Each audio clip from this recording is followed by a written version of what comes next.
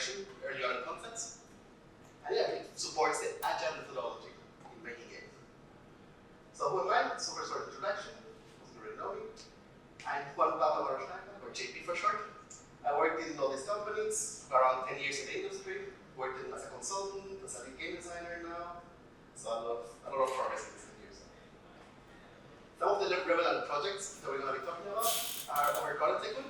This is a set game where I worked on, which is like an idle game in which you have to crowd control your visitors and funnel them into attractions and make you pay. And, yeah. The other one is Idle Miner Tycoon, which I also worked from the beginning there. This is an idle game in which you have to progress down the mine shafts and then open new mines, and it's quite a fun game. And both of them were in the top grossing charts for quite a while, so they're good examples for how this methodology can be used. So what is the importance of early direction in concepts in general? Because it is mainly used in console and PC when you have to make a whole game, a whole board, to explain how the whole process will go. But for mobile games, it's a bit more open, it's a bit more agile. So why is it important? One of the common pitfall cycles in making games for mobile is you first usually try your core mechanic, you prototype it, you try it out, you do some testing, so CPI or market tests to control KPIs, and so you control points. Then you're a bit lucky and you have good KPIs. Ideally, you're talking about a good scenario, and you start building the content. And this is where the problem appears, because we're evaluating and pivoting in the concept. So here we're hoping that the game takes shape and it's successful at the end. And this is exactly where the problem lies, because if you don't have a concept and an overall idea, your game can go into very different directions. As an example for that, I had my own company for a while, and I have some experience with it. We worked on this Pet Puzzle Monster game. It was a game where you start at an egg, you have like different evolution points similar to Pokemon, which was our main inspiration. So we had Pokemon fighting style. So this is the first game we tested, and we had really good KPIs, extremely good for like the genre and everything. But then we reached the point where we started to make content, and we thought, what could the meta? It's like, oh, idle games. The whole team had experience in idle games, so let's make an idle core, an idle meta. That didn't work out. So let's say, okay, let's try something else. Evolution meta, story-driven meta. Didn't work. And we tried many more. For the past few next months, we tried PvP, competitive, exploration. We tried a lot of different things.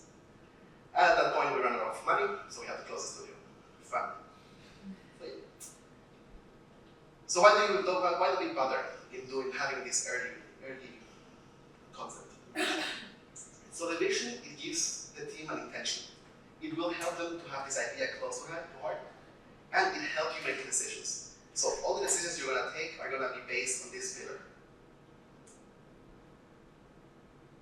It gives you buy-in. So the whole team will pull towards the same direction. And the team can show early concerns. So if they don't believe in something, they can bring it on early on.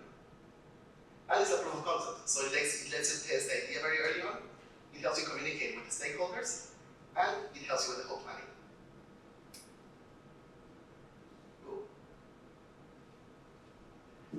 So the overview, what is the general idea of this framework? The framework is built in 3 parts. In the core gameplay, in the meta gameplay, and in the monetization. These are the 3 aspects that we have to cover. And why is that? The core is going to be the soul of your product. It's the instigator to discover the rest. Why do we play your game? Then we have the meta. Why do players stay? What is the goal for the game? What goals do players have in general? And then we have monetization. So how does your game make money? And how does the spending money makes your game better? So, and we always try to put players first, because we're player first driven people here. So let's start with the first point, which is the core gameplay. Here we're defining the core aspects of your game. So is it like main mechanics? Is it swinging a sword? Is it shooting? Whatever the core mechanic is, it's going to be defined here. You're going to think about the controls. How do you move? Is it a virtual joystick? Is it tapping? Is it swiping? Whatever it is, it's going to be defined here. And how will this evolve over time? So how will your core gameplay evolve during your play? In our current Tycoon, which is one of the example games, we had this like funneling of crowds. We have like crowd control mechanics, like barriers. We have like fans, things that push people around to funnel them into the attractions and so on. Also building these attractions and so on. While Idle Miner Tycoon was more focused in upgrading, just pressing the button to upgrade, unlock new mines, upgrade. And both of them were pretty successful. We're going to actually build our own game, our own concept together today, if this works. So when I was doing the presentation, I was obsessed with boomerang food on the Switch, so I thought we can do like a boomerang throwing game. So our core mechanic will be it's going to be a real-time PvP mobile game where we have static players, 3/4 view. You decide the direction you're going to throw by a meter and how hard you're going to throw it by pressing. So we took some reference for this. Charge-up bars, the static PvP battles, and direction choosing. So we have this check. We can move to the next one. To the meta game. This is the goals for the players. What will the players be doing throughout the game? This will define the progression, how they progress, how they advance, and will also define the goal for the players. For example, the green flag in Mario. This will drive the engagement of your game. So why the players come back and why the players stay. And this will incite players to explore different things, different venues, and will give variety to your game. In Overcrowded Tycoon, we had like the expansion buttons, so you were growing your park, you were making it bigger, making more space for more visitors and for more attractions. While in Idle Miner Tycoon, you had like a whole map, you can unlock new mines. Core gameplay stayed the same throughout the whole game, you just unlock different resources and things to do. In our concept, we're going to focus on leagues and weapon progression. So we're gonna get points every time you play. You're gonna advance leagues, unlock new weapons, and you're gonna upgrade these weapons. Then we look for references for this. So I love the Duolingo league system. I think that's like a prime example of how you can gamify learning it.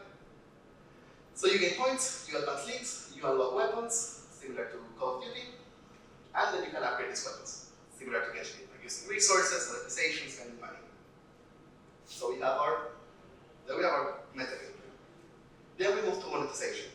This is showing the money. This is usually the most important one, sadly, but we're business. So here we think about our options for strategies. How do we want to monetize? What can we sell? Where can we spend money in general? Here we also think about ethical practices. Here we want to think about what we're going to be using, how we're going to be using it, how can we keep players sane in our environment, because at the end of the day we do games for players. They're the ones who pay for our games, so this is very important. I'm quite clear on this. And I have this test, which is called the $1 million test, that I do every time I do a new concept, which we're going to go a bit more into depth because it's quite important. The $1 million test tests how much money can players spend in your game. So how will the game look like before and after you spend it? Can you even spend this much money?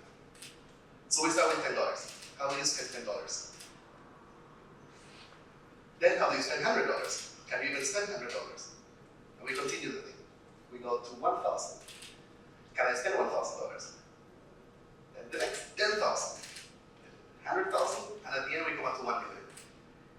If you already pass this test, it means your game has very good depth of spendage. Someone told me spendage is not a word, but I think it rhymes pretty well in the presentation, so I just gotta use it.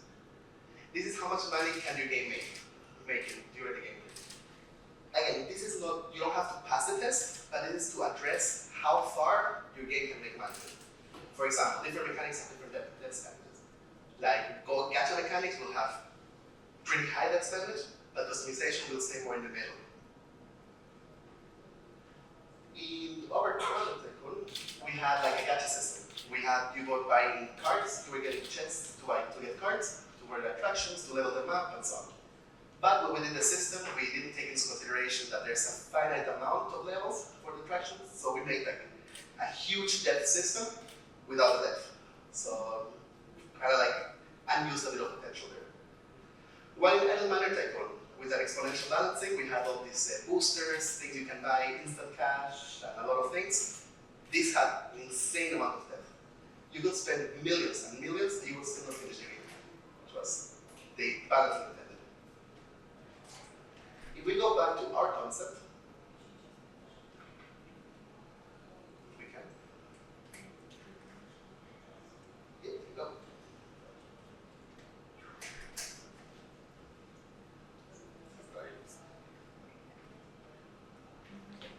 So we're going to focus on customization in our game. We're going to focus, since we have PvP aspects, we're going to focus on customization and bragging rights.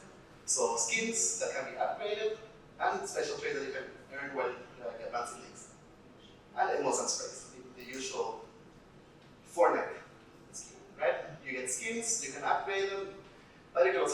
emotes and sprays. Again, the percentage is not so high, but we try to make it bigger by giving multiple upgrade parts of the skins. Why do we do this? It's important to have as many options at the beginning as possible. Doesn't mean we have to use them all, right? They are tied to the core game. Something that happens a lot with games is that you think about the monetization afterwards, so everything feels on top. So it feels like, okay, this works perfectly, but we need to make money, so let's put something on top. And this, you players can tell, it feels out of loop. So you can decide which ones you want to activate. You can decide, you can have 10 strategies and decide to only use 2 or 1. And later on, when you activate them, when you actually turn them on, they are part of your core loop, so they feel more integrated into the development. And yeah, the more monetization can come on top, that's this more of the live part that you're introducing this. And how do these gears play together? So we have the core gameplay, who gives you the initial hook, initial interest, and we'll advance towards the meta gameplay, who will gives you this power progression fantasy and how will game will advance. While the meta gameplay will actually modify and improve your core mechanic, but also give players their short, mid, and long-term goals. Then we have monetization. This will support the immediate gratification for players, and the core gameplay has to be really good in the post-purchase experience, because this will define if players will actually buy more things, or that was it, they spend once and never again. While on the meta gameplay and monetization, they will support your live ops, they will support your long-term retention, and we will focus more on your permanent purchases, things that can be used in a while right here. Because if I know I'm going to play the game for a week, I'm not going to buy like a permanent upgrade that will forever help me.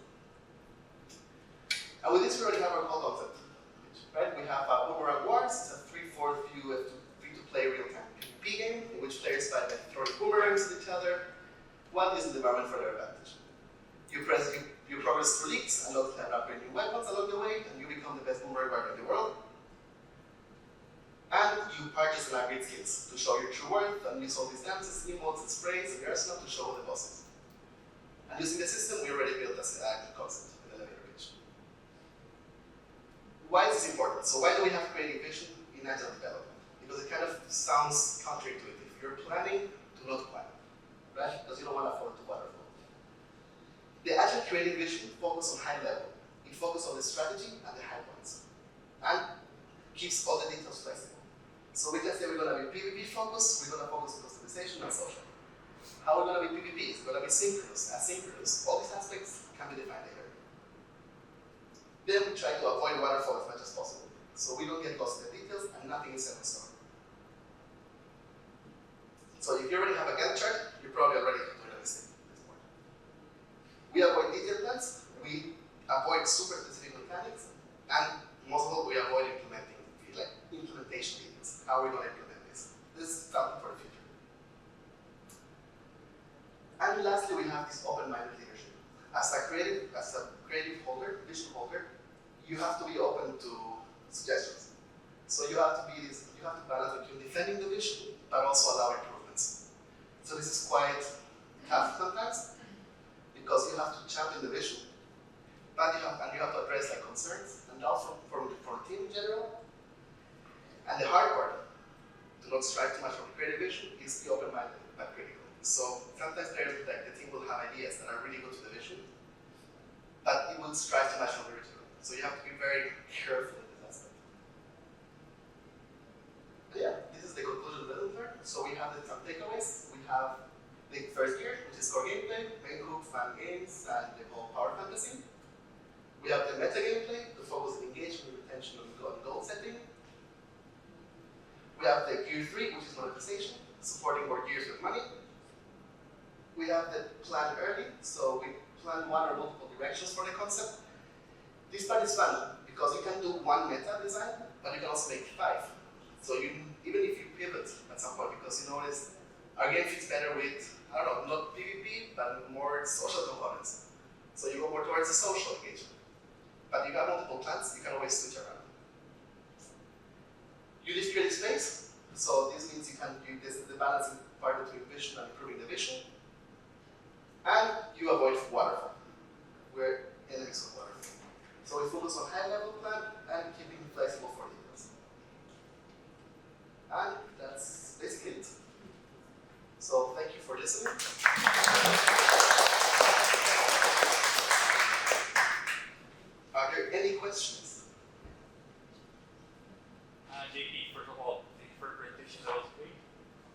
question would be, like, in this framework, you're proposing starting a game from the start. What if you already took a game that has a very good core gameplay, but you need to like improve the meta and you need to improve the monetization? How would you go? How would you adapt this framework for this situation? This works perfectly fine. You already have the first year taken care of, so you just focus on the second and the third year. So you see what kind of meta mechanics work here, what kind of like would support this first year, and you see how the monetization would improve this too. So it's already part of the whole framework, basically. Can you tell Yeah, perfect. Go ahead. Can you tell more about how to find out how many money the game will earn and how many how to create the economy in that way that the user can spend much more, and how to predict it from the beginning when you create the game? Of course. The depth of spending, it's a very big topic. Because having big depth of spending doesn't mean you will make a lot of money, right? You can make already like with not much depth of spending. For example, let's say hyper casual games. They have a very, very shallow depth of spending, right? You don't spend millions in a hyper casual game. But the strategy is to target masses, so you go wide rather than deep. In this case, you see how you build your depth of spending work on the genre that you're working on. In this case, you have to be really mindful of the genre you're in the market that you're targeting, and your audience, basically. If you define that you want to do a gacha game for like something like engineering, for example, there you need to have this depth of spending because players want to stay long. You're making a game that has a high LTV, but also high CPI costs. So your game is going to cost a lot of money, but it's also going to make a lot of money. While if you're making very hyper casual games or hybrid casual games, you have to focus more on the width, having like, okay, we're not going to make a system that has millions of dollars to spend if we know that players won't stay more than 2 weeks here. So that's how you like define where you want to focus your depth of spending. When it comes to building, I just want to ask, does it make sense sometimes to branch pivot in like on two directions? Like for example, do metrics for one A and B solution and then go with both. And does it happen? And does it need to be a separate game totally, or how that works? That's why I think that this plan early part is so important. So you plan one or multiple directions for your content. Sometimes, this is why it's already so important, so early it's so important, right? If you're like already building a game, you already have like a lot of content, you have a lot of systems, you have a big player base, at that point it's not worth it to pivot your whole metagame, right? It's too late. That's why we focus. All this is done before you even you start building, right? The idea is that before you even start prototyping things, you already have the whole vision for the game. This helps exactly for that, so you know how to pivot and when to pivot. So yeah, you have to define depending on this cost, budget, and how far the game along is to see if it's worth it. A lot of times we think if you have done something else different at the beginning, this will be a better game. So it depends on the team size, depends on the budget, it has a lot of context to it, but sometimes it's just easier to start a new game.